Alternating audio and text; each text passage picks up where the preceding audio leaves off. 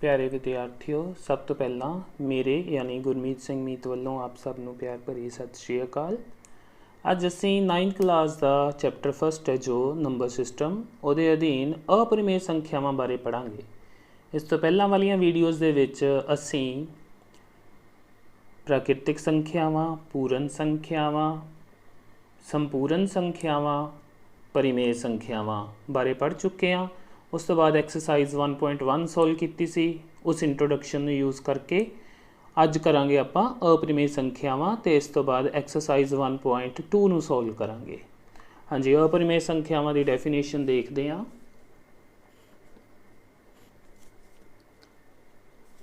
ਉਹ ਸੰਖਿਆਵਾਂ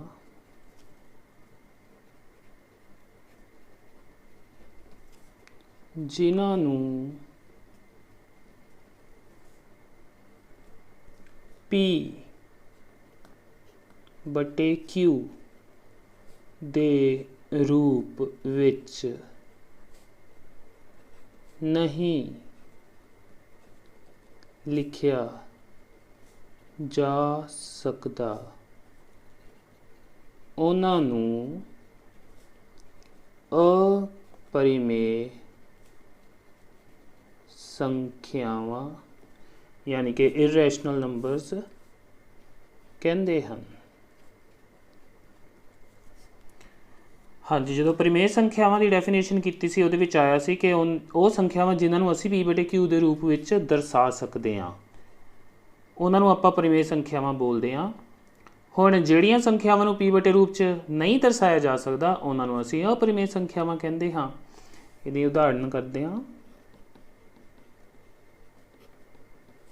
उदाहरण के तौर पर वर्गमूल 2, वर्गमूल 3, वर्गमूल 5 ये सारियां अपरिमेय संख्यावां ने। इस तो इलावा अगे गल करिए तो पाई पाई हाँ जी, जिहदा मुल असीं 22/7 कंसीडर करते हैं, वह भी एक अपरिमेय संख्या हुंदी है। इस तो इलावा 0.10, 110, 1110, 1111 सो ऑन। हाँ जी, ये भी एक अपरिमेय संख्या है तो दशमलव रूप है जिहड़ा ये अगे जाके खत्म नहीं हुंदा। सो इस तरह दीयां अपरिमेय संख्यावां हुंदियां ने अपने कोल। अगे गल करते हैं आपां वास्तविक संख्यावां दी।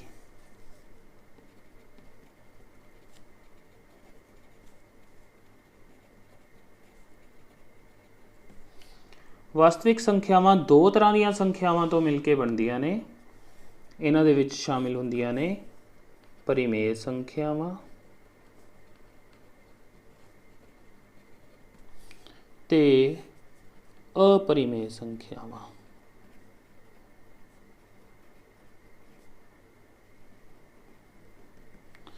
सो ये कोई होर अपने कोल नवीं संख्यावां नहीं, बल्कि परिमेय संख्यावां ते अपरिमेय संख्या नूं जेकर आपां कलैक्टिवली या इकट्ठे तौर पर लईए तां उन्हां दे समूह नूं आपां वास्तविक संख्यावां कहंदे हां।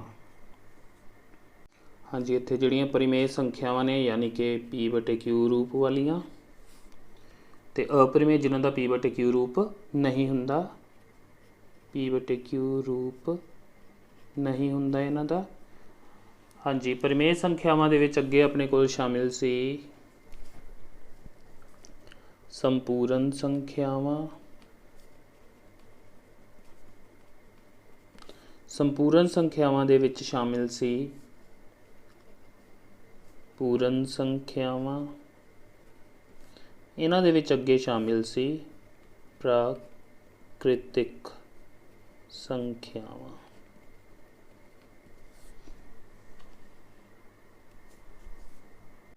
हाँ जी, हुण आपां आने एक्सरसाइज 1.2 ते, जिसका पहला क्वेश्चन है हेठ दिते कथन सही हैं जां गलत, कारण सहित उत्तर दिओ। पहला कथन है हरेक अपरिमेय संख्या एक वास्तविक संख्या हुंदी है। हाँ जी, इसदा हल है हाँ जी यह सच है। हाँ जी, क्यों सच है? क्योंकि आपां गल कीती सी कि ਜਿਹੜੀਆਂ वास्तविक संख्यावां ने वो परिमेय ते अपरिमेय दोनों तो मिल के बणियां ने, यानी सारियां अपरिमेय संख्यावां वास्तविक संख्यावां होणगियां ते सारियां परिमेय संख्यावां भी वास्तविक संख्यावां हुंदियां ने। सो इसका आंसर अपने को आएगा ये सच है क्योंकि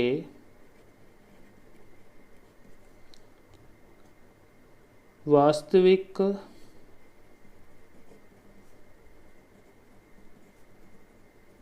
ਸੰਖਿਆਵਾਂ ਦੇ ਸਮੂਹ ਵਿੱਚ ਪਰਿਮੇਯ ਅਤੇ अपरिमेय संख्यावां शामिल हुंदियां हन। हाँ जी, अगला कथन है संख्या रेखा दा हरेक बिंदु वर्गमूल m दे रूप विच हुंदा है जिथे m एक प्राकृतिक संख्या है। आ जिहड़ा m है जो वर्गमूल दे अंदर है यह एक प्राकृतिक संख्या है। हाँ जी, वो कह रहे हैं कि जेकर संख्या रेखा लईए उहदे उत्ते जिहड़े सारे बिंदु ने वो किसी ना किसी प्राकृतिक संख्या का वर्गमूल लैण ते मिलते हैं। ये सच है या झूठ है, इहदे लई आपां पहलां संख्या रेखा ही ड्रॉ कर लैंदे हां।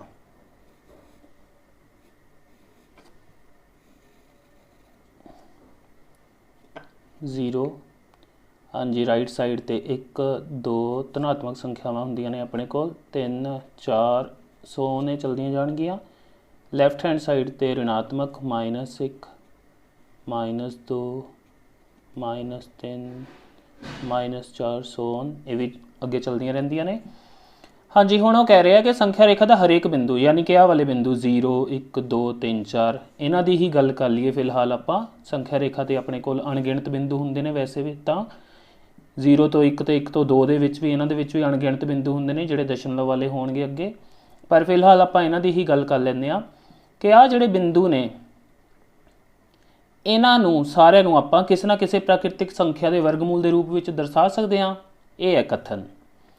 हाँ जी, हुण जेकर आपां गल करिए 2 दी 3 दी 4 दी या 1 दी, यह किसी ना किसी प्राकृतिक संख्या का वर्गमूल लए ते मिल जाणगे। जिहड़ा 1 है वह वर्गमूल 1 करे ते मिल जाएगा, जिहड़ा 2 है वह 4 का वर्गमूल करे ते मिल जाता है, जिहड़ा 3 है वह 9 का वर्गमूल करे तो मिल जाता है। सो इधर वाले तो यानी धनात्मक संख्यावां ने जो अपने कोल वो तो किसी ना किसी प्राकृतिक संख्या का वर्गमूल करे तो मिल जांदियां ने, पर जिहड़ियां ऋणात्मक संख्यावां ने वो किसी भी प्राकृतिक संख्या का वर्गमूल करे तो आपां नूं नहीं मिल सकदियां, क्योंकि प्राकृतिक संख्या का वर्गमूल तो अपने कोल प्लस का ही मिलेगा, धनात्मक ही मिलेगा। सो ऋणात्मक संख्यावां जिहड़ियां संख्या रेखा ते मौजूद ने वो किसी भी परिमेय किसी भी प्राकृतिक संख्या का वर्गमूल करे ते नहीं मिल सकदियां। सो इहदा हल आपां लिखते हैं झूठ है,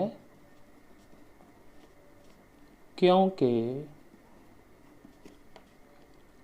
ऋणात्मक संख्यावां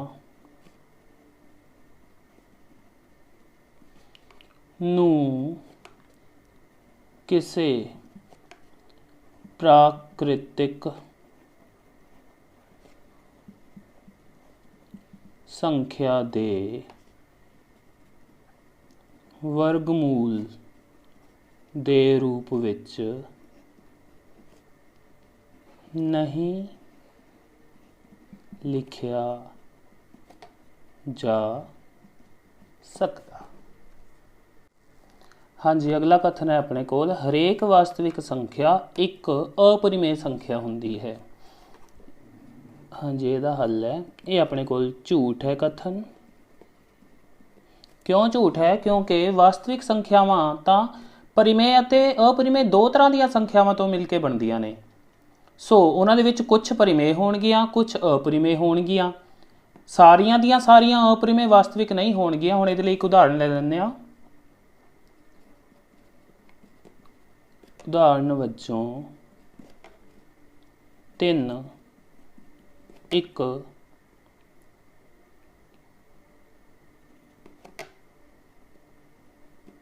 वास्तविक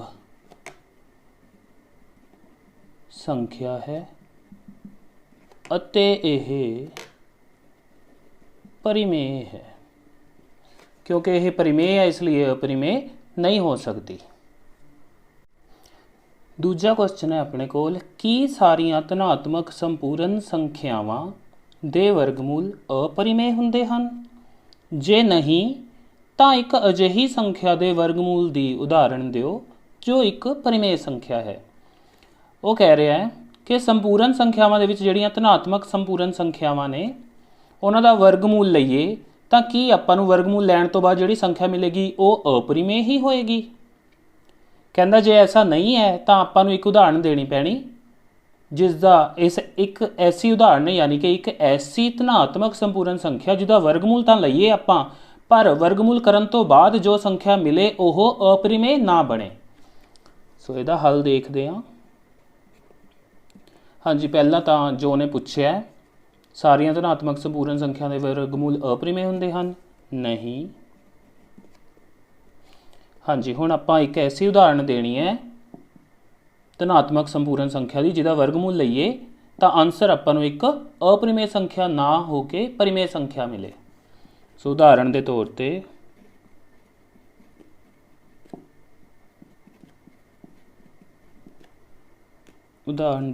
ਤੇ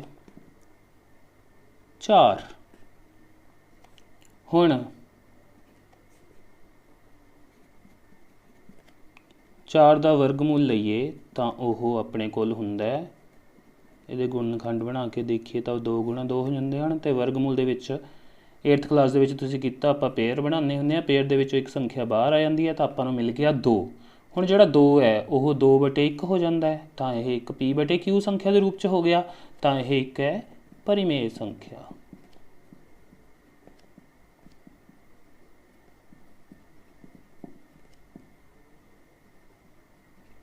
ਸੋ ਸਾਰੀਆਂ ਧਨਾਤਮਕ ਸੰਪੂਰਨ ਸੰਖਿਆਵਾਂ ਦੇ ਵਰਗਮੂਲ ਅਪਰਿਮੇਯ ਨਹੀਂ ਹੁੰਦੇ।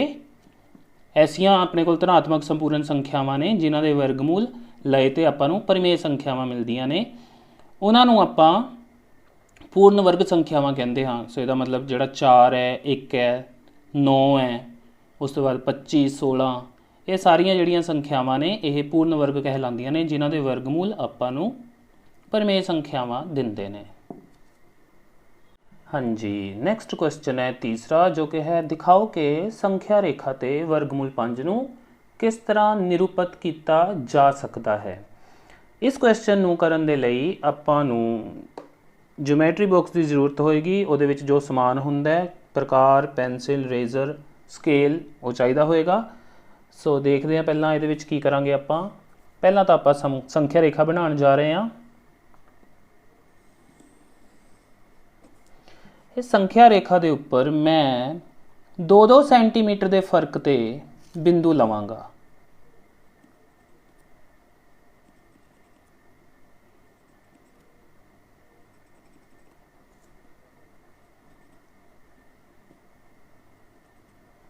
ਹਾਂਜੀ, 2-2 ਸੈਂਟੀਮੀਟਰ ਦੇ ਫਰਕ ਤੇ ਬਿੰਦੂ ਲੈ ਲਏ, ਉਹਨਾਂ ਚੋਂ ਇੱਥੇ ਆਪਾਂ 0 ਲੈ ਲੈਂਦੇ ਹਾਂ। 1 2 3 ਇੱਧਰ ਮਾਈਨਸ ਦਾ 1 ਆ ਜਾਏਗਾ ਆਪਣੇ ਕੋਲ ਅਤੇ ਇਸ ਦੇ ਪਿੱਛੇ ਮਾਈਨਸ ਦਾ 2 ਆ ਜਾਏਗਾ। ਹਾਂਜੀ, ਹੁਣ ਇਹ 2-2 ਸੈਂਟੀਮੀਟਰ ਦੇ ਉੱਤੇ ਬਿੰਦੂ ਕਿਉਂ ਲਏ ਨੇ ਇਹਦਾ ਵੀ ਇੱਕ ਰੀਜ਼ਨ ਹੈ ਕਿ ਜੇਕਰ ਆਪਾਂ ਜਦੋਂ ਵਰਗਮੂਲ 5 ਨੂੰ ਸੰਖਿਆ ਰੇਖਾ 'ਤੇ ਦਰਸਾ ਰਹੇ ਹੋਵਾਂਗੇ, ਜੇਕਰ 1-1 ਸੈਂਟੀਮੀਟਰ ਦੇ ਫਰਕ 'ਤੇ ਬਿੰਦੂ ਲਵਾਂਗੇ ਤਾਂ ਆਪਣੇ ਕੋਲ ਵਰਗਮੂਲ 5 ਦੀ ਜਿਹੜੀ ਕੰਸਟਰਕਸ਼ਨ ਹੋਏਗੀ ਉਹ ਬਹੁਤ ਜ਼ਿਆਦਾ ਛੋਟੀ ਹੋ ਜਾਏਗੀ, ਜਿਸ ਨੂੰ ਜਿਹੜੀ ਤੁਹਾਨੂੰ ਵੀ ਕਲੀਅਰ ਨਹੀਂ ਹੋਏਗੀ ਅਤੇ ਜਦੋਂ ਤੁਸੀਂ ਇਹਨੂੰ ਡਰਾਅ ਕਰੋਗੇ ਤਾਂ ਚੈੱਕ ਕਰਨ ਵਾਲੇ ਨੂੰ ਵੀ ਜ਼ਿਆਦਾ ਇਹਦੀ ਕਲੈਰਿਟੀ ਨਹੀਂ ਹੋਏਗੀ। ਸੋ ਇਸ ਕਰਕੇ ਆਪਾਂ 2-2 ਸੈਂਟੀਮੀਟਰ ਦੇ ਫਰਕ 'ਤੇ ਬਿੰਦੂ ਲੈ ਰਹੇ ਹਾਂ। ਤੁਹਾਡੀ ਇੱਛਾ ਹੈ ਤੁਸੀਂ 3 ਸੈਂਟੀਮੀਟਰ ਦੇ ਫਰਕ 'ਤੇ ਵੀ ਬਿੰਦੂ ਲੈ ਸਕਦੇ ਹੋ, ਕਿਉਂਕਿ ਆਪਾਂ ਇਹਦੇ ਵਿੱਚ ਜਿਹੜਾ 0 ਤੋਂ 1 ਜਾਂ 1 ਤੋਂ 2 ਇਹ ਜਿਹੜੇ ਬਿੰਦੂਆਂ ਦੇ ਵਿਚਕਾਰਲਾ ਫਰਕ ਹੈ ਉਹਨੂੰ ਆਪਾਂ ਇੱਕ ਇਕਾਈ ਮੰਨਦੇ ਹਾਂ। 0 ਤੋਂ 1 ਤੱਕ 1 ਇਕਾਈ, 1 ਤੋਂ 2 ਤੱਕ ਇੱਕ ਹੋਰ ਇਕਾਈ, 0 ਤੋਂ 2 ਤੱਕ ਯਾਨੀ 2 ਇਕਾਈਆਂ। ਸੋ ਇੱਥੇ ਆਪਾਂ ਸੈਂਟੀਮੀਟਰਾਂ ਦੀ ਗੱਲ ਨਾ ਕਰਕੇ ਇਕਾਈਆਂ ਦੀ ਗੱਲ ਕਰਾਂਗੇ। ਹੁਣ 0 ਤੋਂ 2 ਤੱਕ 2 ਇਕਾਈਆਂ ਹੋ ਗਈਆਂ। ਹੁਣ ਜਿਹੜਾ ਇਹ 2 ਹੈ ਇੱਥੇ ਆਪਾਂ ਇੱਕ ਲੰਬ ਡਰਾਅ ਕਰਾਂਗੇ।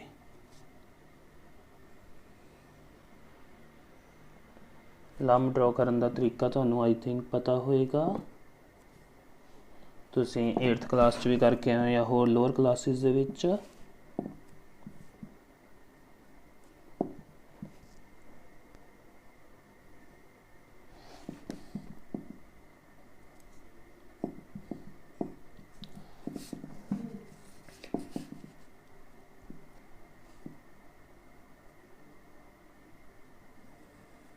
ਇਹ ਡਰਾਅ ਹੋ ਗਿਆ ਆਪਣੇ ਕੋਲ ਲੰਬ। ਹੁਣ ਆਪਾਂ इस लंब के उपर इधर नूं आपां 2 इकाइयां लईआं ने, उपर नूं 1 इकाई लैनी है। 1 इकाई आपां मन्नी हुई है 2 सेंटीमीटर की। सो उपर 2 सेंटीमीटर के फर्क के उत्ते आपां या बिंदु लै सकते हैं या फिर तुसी चाप भी लगा सकते हो। ये हो गई अपने कोल 1 इकाई। इधर नूं 2 इकाइयां,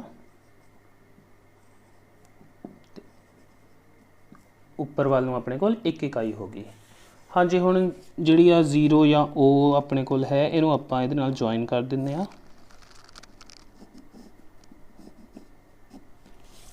ज्वाइन कर दिता। हुण प्रकार नूं आपां O ते रख के आ जिहड़ा 1 है इत्थे तक खोलांगे। फिर आपां इत्थों इनू लिया के एक आर्क लगा देंगे। इत्थों 1 तो लिया के यह आर्क ड्रॉ कर दी। ये आर्क जिथे संख्या रेखा नू कट्टेगी वो अपने कोल वर्गमूल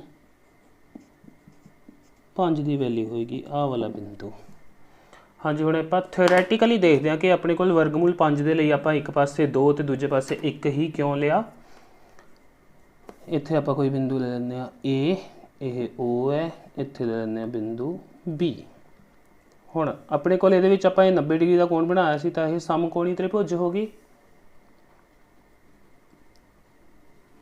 समकोणी त्रिभुज OAB विच OB अपने कोल कर्ण है, जो कि 90 के सामने वाला किसी समकोणी त्रिभुज दे विच 90 डिग्री के सामने वाली भुजा नूं कर्ण बोलते हुंदे आ। तां पाइथागोरस थ्योरम राही